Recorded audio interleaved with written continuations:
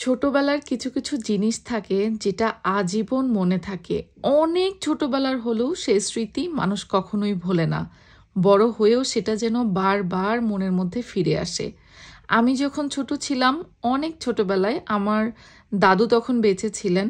তিনি যেহেতু police officer ছিলেন, তো চাকরি শেষের পরেও তার প্রতি মাসে যে সরকার থেকে পেনশন আসতো, পেনশন তুলতে যেতাম দাদুর সাথে আমি।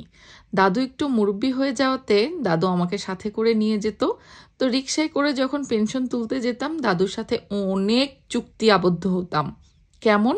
যে আজকে পেনশন তুলে নিয়ে আসার পরে দাদু আমাকে কি কি খাওয়াবে, মানে আমি কি কি খেতে চাই না খেতে চাই।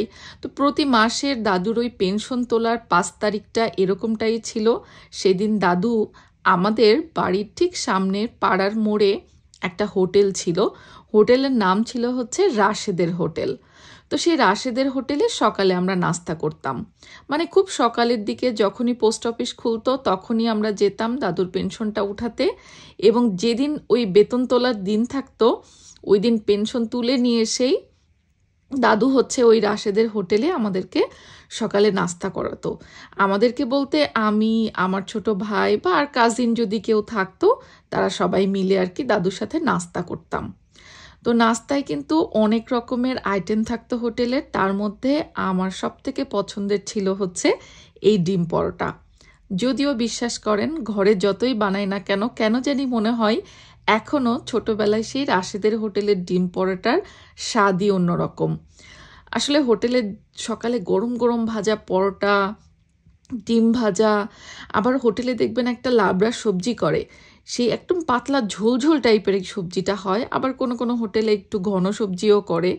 তো যাই হোক, সেগুলো আসলে ছোটবেলার একটা আবেগের নাম, তাই না? অনেক দিন পরে আজকে আমি ডিম পরোটা বানাচ্ছি সকালে নাস্তার জন্য। নর্মালি আমার বাসায় কিন্তু সকালে নাস্তা তেমন একটা করাই হয় না। এখন যেহেতু খুব ব্যস্ততার মধ্যে দিন কাটে, সকালে নাস্তা বলতে পাউরুটি, কলা বা চিজ স্প্রেড কিছু একটা দিয়ে কোনো রকম এপাশ ওপাশ 2 বাড়ি মেরে খেয়ে দিয়ে দৌড় দিই। কোনোদিন তো এমনও থাকে কাজে যাওয়ার আগে সকালে নাস্তা না করেই দৌড় দিচ্ছি, অফিসে যেয়ে হয়তো চা বিস্কিট খেয়ে নিচ্ছি, ওটাই হচ্ছে ব্রেকফাস্ট। তো যাই হোক, আজকে যেহেতু ইচ্ছে করেছে বা অনেক দিন পরে স্বাদ জেগেছে, যে অনেক ছোটবেলায় যেরকম হোটেলে ডিম পরোটা খেতাম দাদুর সাথে গিয়ে, সেরকম ডিম পরোটা বাসায় বানাবো। যেদিন অবশ্য আমার হাতে সময় থাকে আমি চেষ্টা করি বাসায় রুটি, পরোটা বা আলু ভাজি এই টাইপের আমাদের বাঙালি যে নাস্তা সেগুলো বানাতে।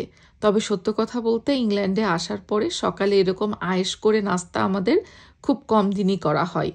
আর এই পাউরুটি সকালে খেতে খেতে অনেকটাই বোরিং হয়ে যায়, কিন্তু কি করব বলেন। সকালে উঠে এমনি তাড়াহুড়া লেগে থাকে, তার উপরে হাতে 14টা কাজ শেষ করে যদি অফিসে দৌড়াতে হয়, তাহলে আর এত আয়েশ করে খাওয়ার সময় কোথায়। যাই হোক, তারপরও আজকে স্বাদ যেহেতু জেগেছে, সাধ্যের মধ্যে সবটুকু সুখ। মনের ইচ্ছাটা পূরণ করলাম, বানিয়ে নিলাম সেই ছোটবেলার ইমোশন ডিম পরোটা। যাই হোক, এটা বানানোর পরে খাওয়া দাওয়া শেষ করে এখন আমি রওনা হয়ে যাচ্ছি রেডি হয়ে অফিসের উদ্দেশ্যে। মাঝে মাঝে তো আমার এরকমও মনে হয় যে কষ্ট কে করতে চায় বলেন। এই যে এখন ঠান্ডার দিন আসছে, এই ঠান্ডার দিনে সকালবেলা করে বের হওয়া, রাত্রে ফেরা, কি যে কষ্ট। আর এখন তো বেলাও ছোট হয়ে এসেছে। যাই হোক, অফিসে যেতে যেতে আপনাদের সাথে একটা জিনিস শেয়ার করি, সেটা হচ্ছে আগামীকাল শনিবার 25শে অক্টোবর কিন্তু লন্ডন গ্রিন স্ট্রিটের এই চৌধুরানী আয়ুর্বেদার যে ব্যানার দেখতে পাচ্ছেন, ঠিক এইখানেই কিন্তু চৌধুরানী আয়ুর্বেদা পেজের ওপেন হাউস হবে। উপরে স্ক্রিনেও আমি অ্যাড্রেস ডিটেলস এবং পোস্ট কোডটা দিয়ে দিচ্ছি।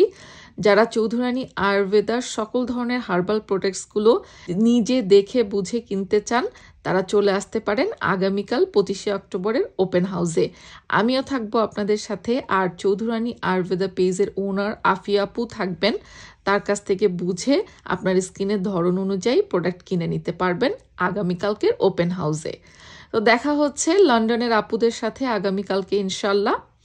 যাই হোক, তো এবার আমি অফিসে রওনা হয়ে গেলাম। আর এখন যেহেতু শীতকাল চলে এসেছে, সো দেখা যাচ্ছে সকালও হয় একটু লেটে, মানে সূর্য ওঠে লেটে, আবার সূর্য ডুবেও যায়, মানে মাগরিবের টাইমটাও অনেক আর্লি হয়ে যায়। আগে যেখানে সামারের সময় 9টা 10টার সময় সূর্য ডুবতো, এখন সেখানে 5টা 5:30 নাই বাজতে কিন্তু অন্ধকার হয়ে যায়।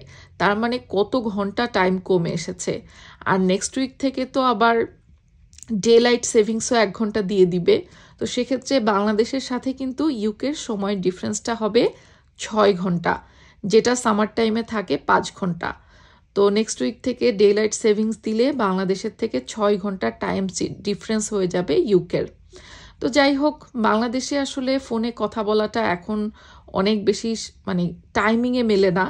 দেখা যাচ্ছে যখন এদিকে সন্ধ্যা হতে হতে আমি ফ্রি হই, ততক্ষণে বাংলাদেশে আব্বু আম্মু ঘুমিয়ে পড়ে।